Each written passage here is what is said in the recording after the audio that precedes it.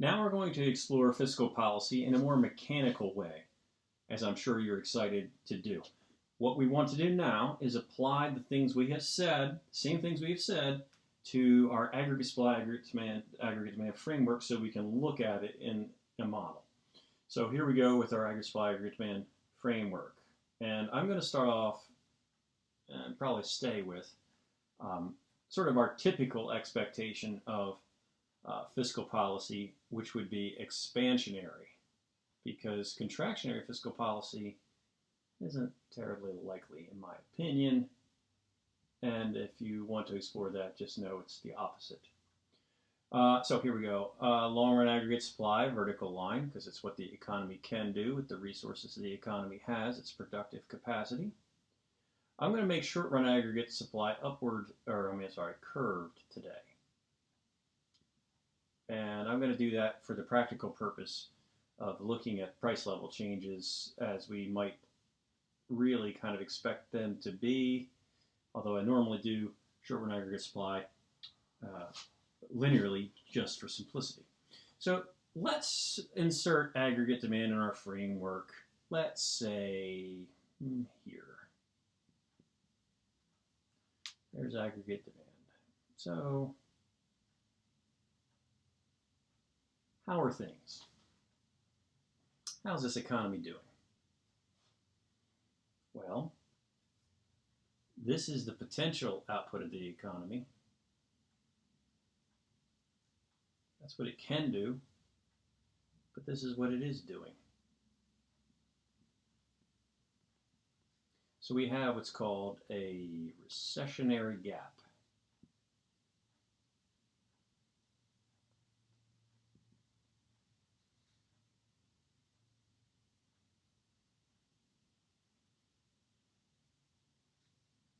And we have some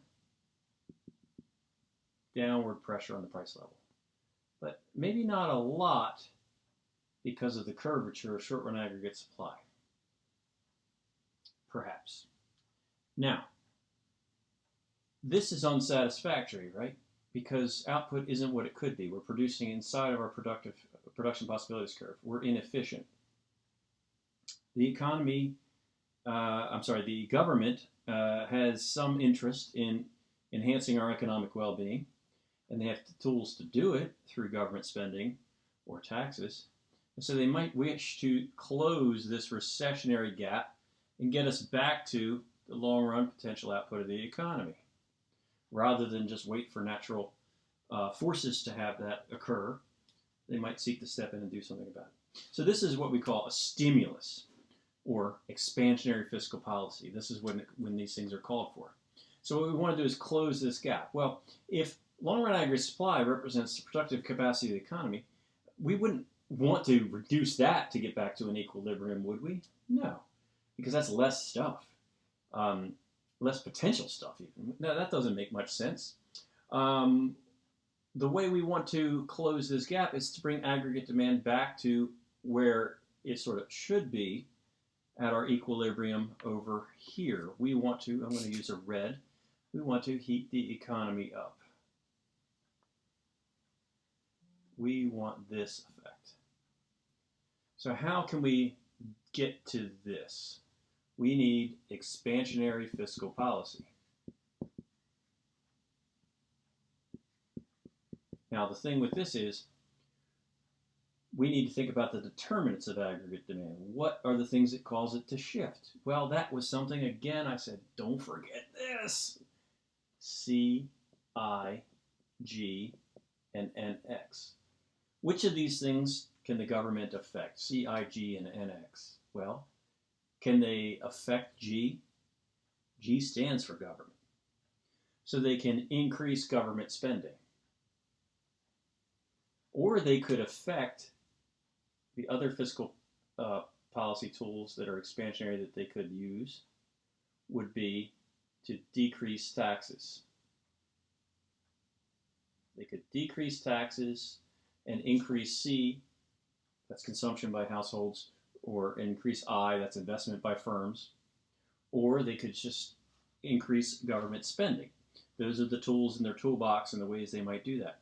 Now, An interesting thing that I haven't dove into yet, now is the time, is that they do not have to increase G or decrease T, so much so that they entirely close this gap with that tool.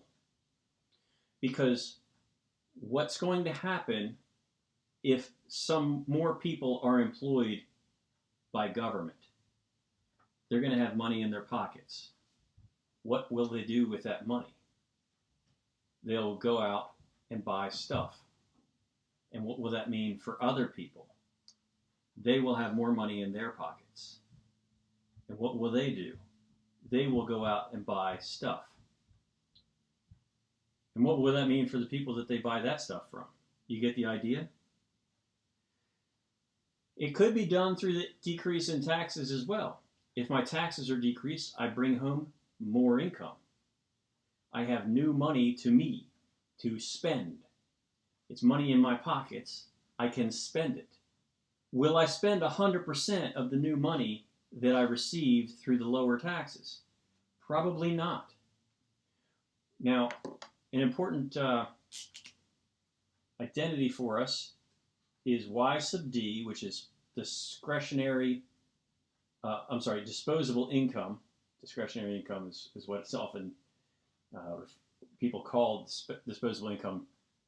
They call discretionary income disposable income, and I almost just replaced the terms as well. But our disposable income is equal to our income minus taxes. And with our disposable income, we may either consume or save, because we're defining saving as not consuming. So we either may spend it, and what we don't spend is what we save. It comes from here. So if we lower taxes and our income is the same, that's more disposable income. If our disposable income rises, we may either increase consumption or increase saving.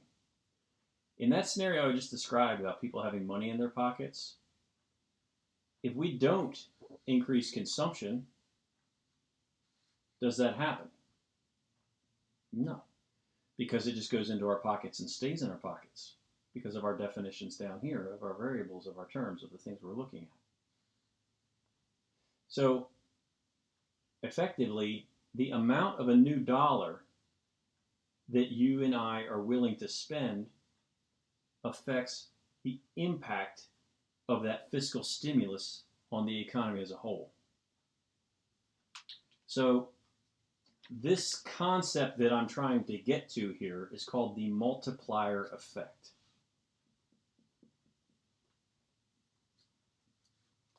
The multiplier effect.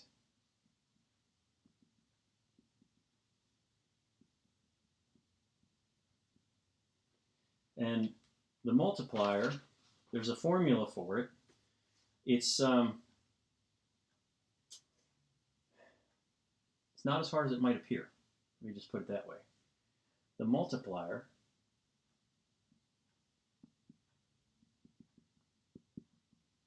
is equal to 1 over the MPS, which is the same as 1 over 1 minus the MPC,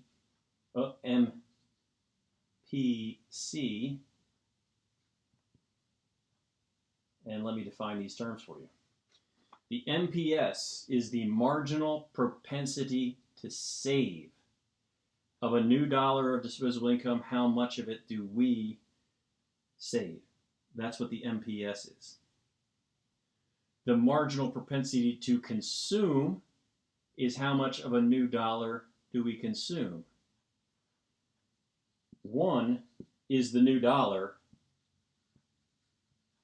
so the amount of it that we save from that new dollar must be equal to the amount that we consume. Why? Because Y sub D is equal to C, no, I keep it in the same order, the amount we save versus not save. So if we get a new dollar, the portion of it that we save, taken away from that new dollar, must be result in the proportion of it that we spent. because we are only given two choices on how we can handle a dollar, or our disposable income, is to either save it or consume it, because the way we're defining these terms. Save money, doesn't matter where you save it, in an account, under your mattress, just in your pocket.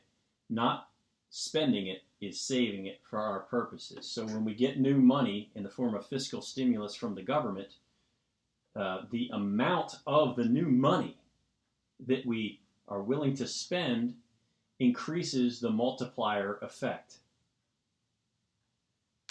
Think about this for just a second. These are the same thing.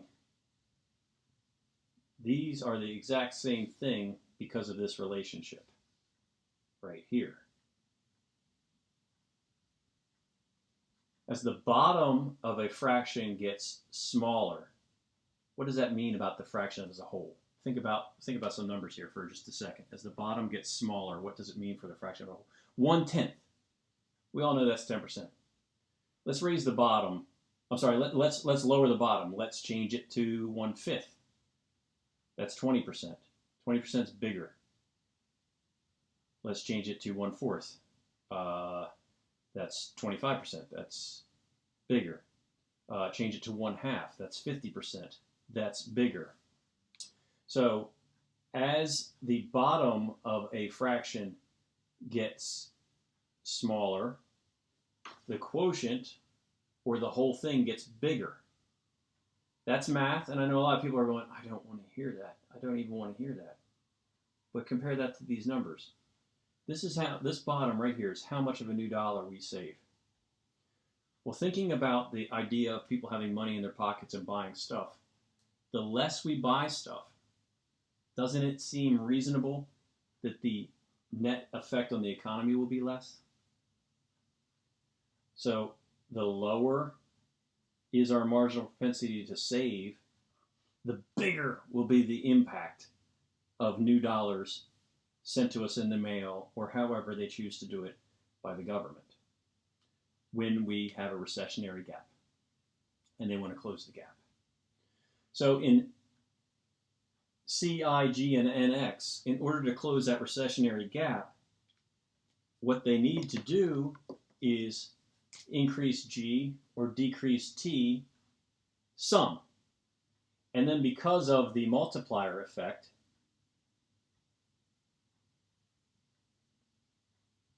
what they do has a bigger effect than just what they did. So this orange that I'm showing here might be the increase in government spending. And when people have more money in their pockets and they begin spending that money in their pockets, and those people get money that they buy from, they get money in their pockets and they spend money that is in their pockets, and the people they're buying from spend it, and so forth and so on. An initial jump in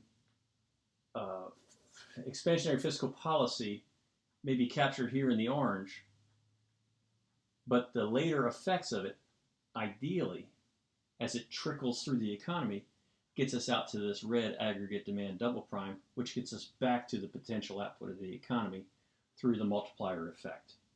Another simple analogy for the multiplier effect, at least I think it is something that we've all experienced when we were kids.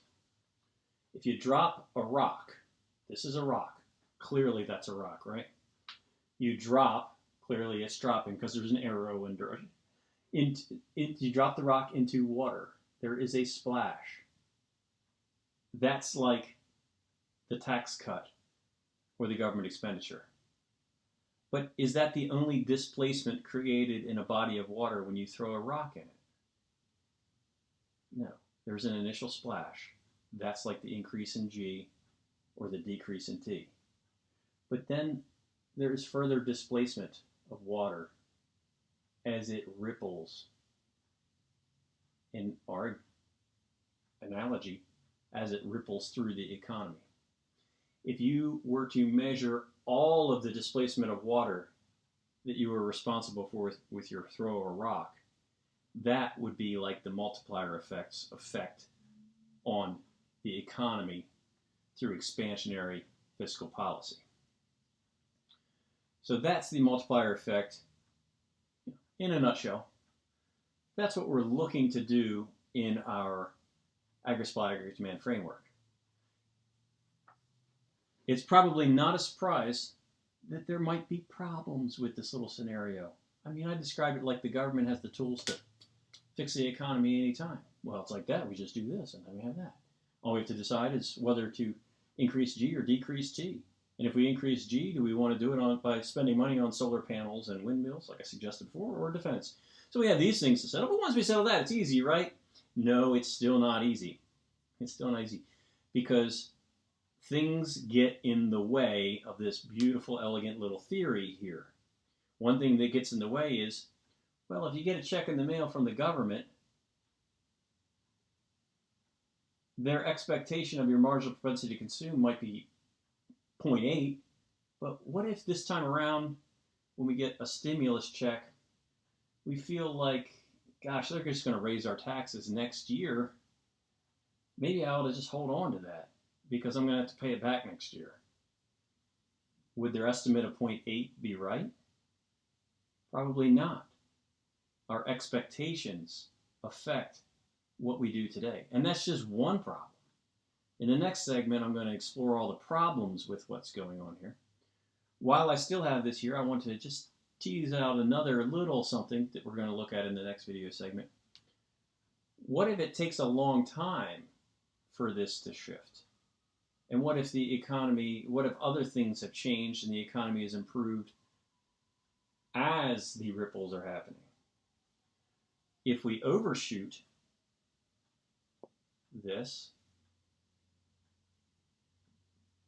we might actually have real consequences in the price level.